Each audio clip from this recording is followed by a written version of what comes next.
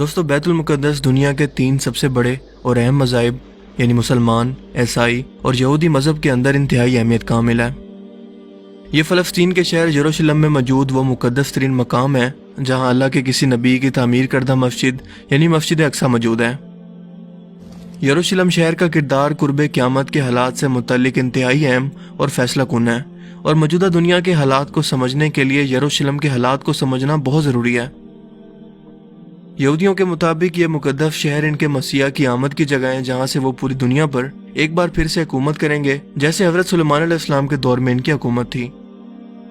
جبکہ عیسائیوں کے مطابق یہ حضرت عیسیٰ علیہ السلام کا شہر ہے جہاں نعوذ باللہ انہیں سولی پر لٹکایا گیا،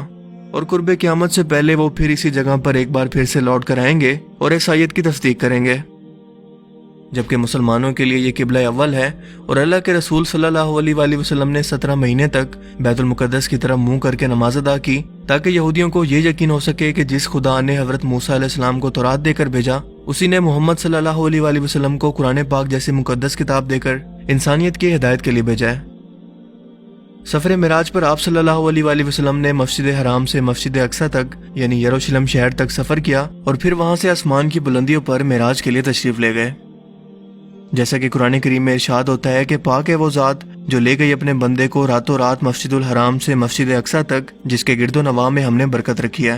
تاکہ اسے اپنی نشانیاں دکھائیں۔ بے شک اللہ سب کچھ جاننے والا اور سب کچھ سننے والا ہے۔ اس کے علاوہ یہی وہ جگہ ہے جہاں پر حضرت عیسیٰ علیہ السلام دوبارہ آسمان سے تشریف لائیں گے اور اسلام کو سچا اور حق کا دین ثابت کریں گے۔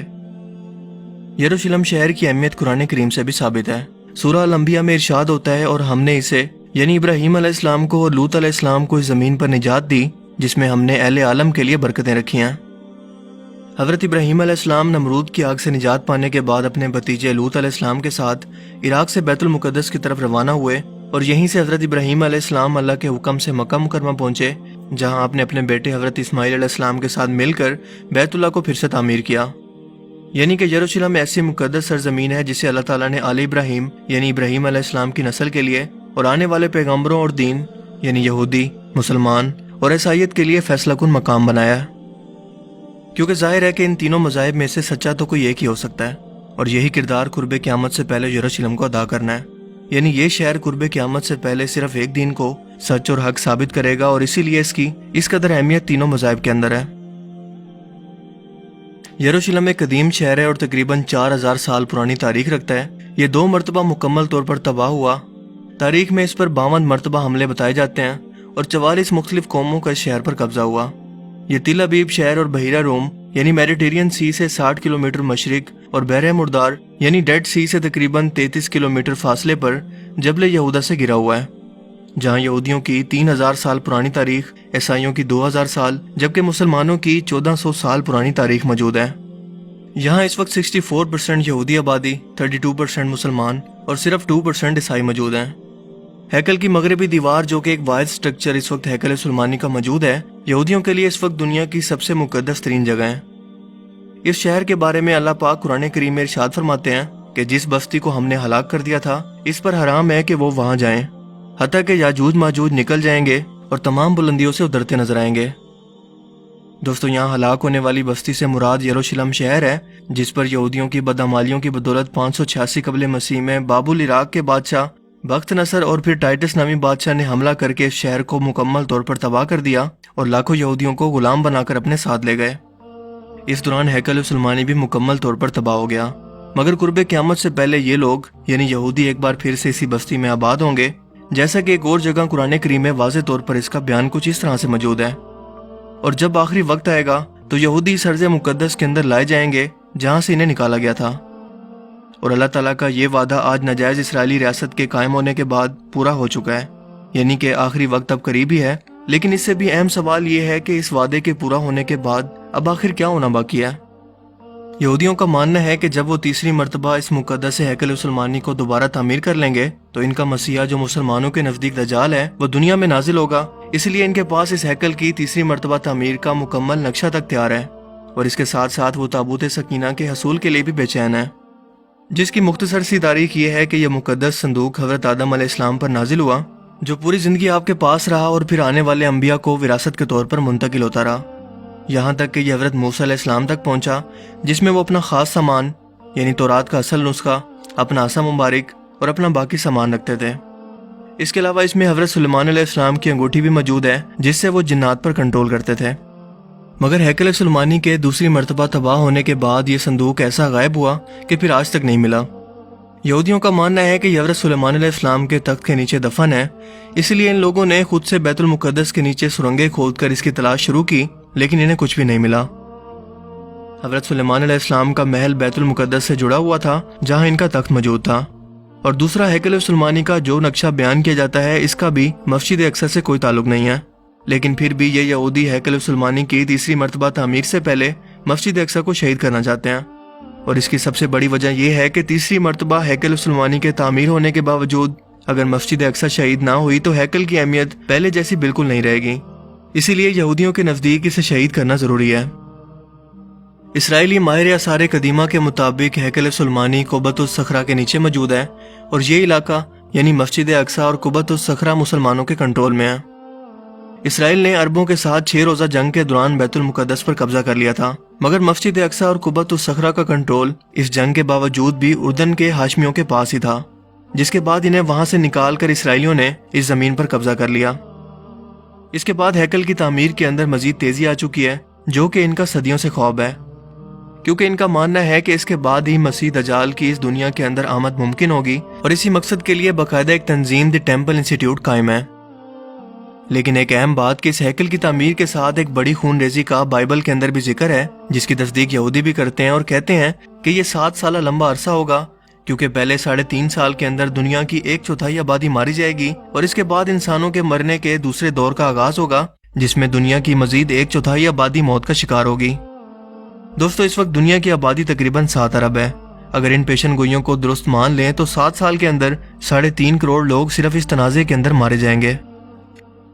ان کے مطابق پہلے مرحلے کے اندر خون ریزی مشرق وسطی سے لے کر مشرق وسطی ایشیا اور شمالی افریقہ، جبکہ دوسرے مرحلے کے اندر عراق کے دریائے فرات سے لے کر یروشلم کے علاقوں تک پھیل جائے گی۔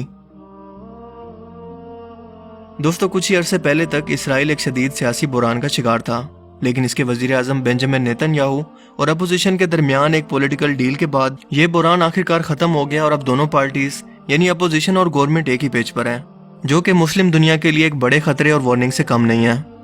کیونکہ دونوں نے مل کر امریکہ کے ساتھ ایک ایسا تحریری معاہدہ کیا ہے جس کے مطابق 1 جولائی 2020 کو فلسطین کے مغربی علاقے غیر قانونی اسرائیلی بستیاں اور وادی اردن مستقل اسرائیلی قبضے کے اندر جانے والی ہیں، جسے امریکہ اور اسرائیل کے درمیان ڈیل آف سینچری کا نام دیا گیا ہے۔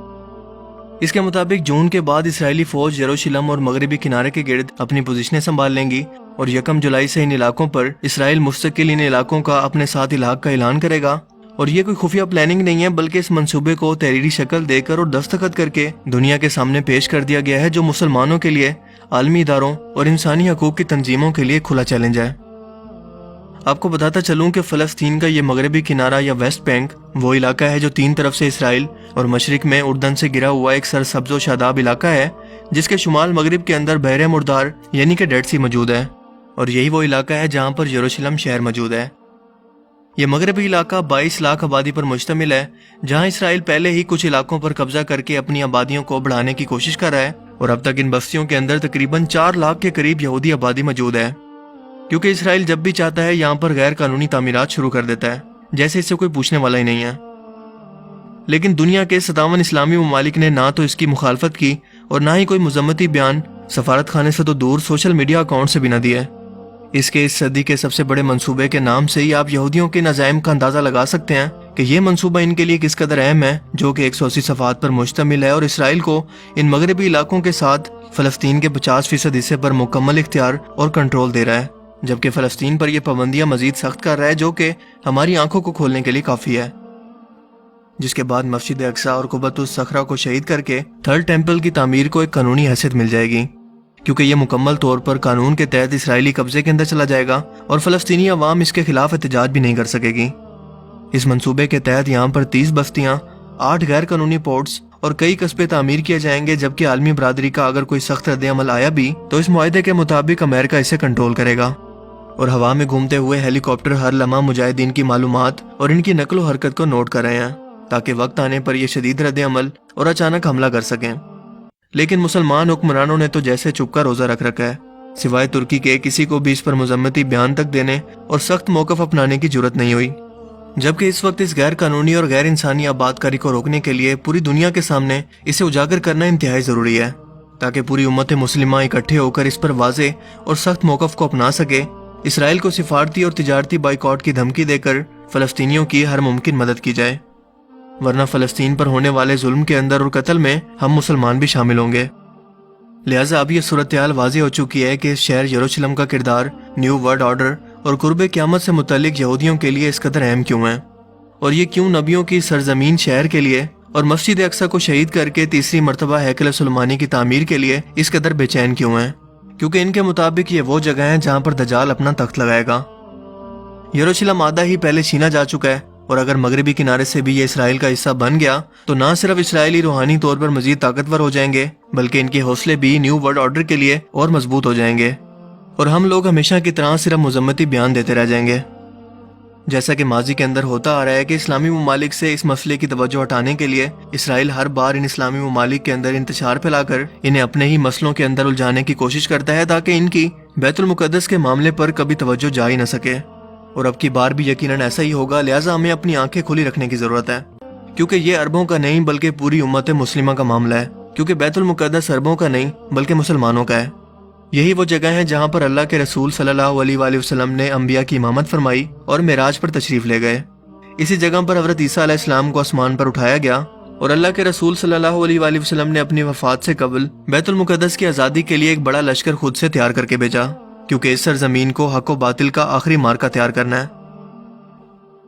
दोस्तों, मैंने तमाम हकायक आपके सामने रख दिए हैं, आपको आगाह कर दिया, लेकिन अब ये आपकी जिम्मेदारी है कि आप इस पैगाम को कितना आगे फैलाते हैं, ताकि हमारे हुक्मरान तबके तक ये बात पहुंचे और वो इसके खिलाफ कोई सख्त और वाज़ेह रद्द-ए-अमल अपनाएं, और वो पहले की तरह मुजम्मती बयान देकर इसे जान न छुड़वाएं, बल्कि इस पर अमली एक्शन लें।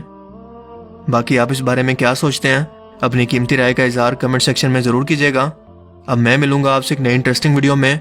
तब तक के लिए अपना बहुत सा ख्याल रखिएगा। Thanks for watching this video. अल्लाह हाफिज़।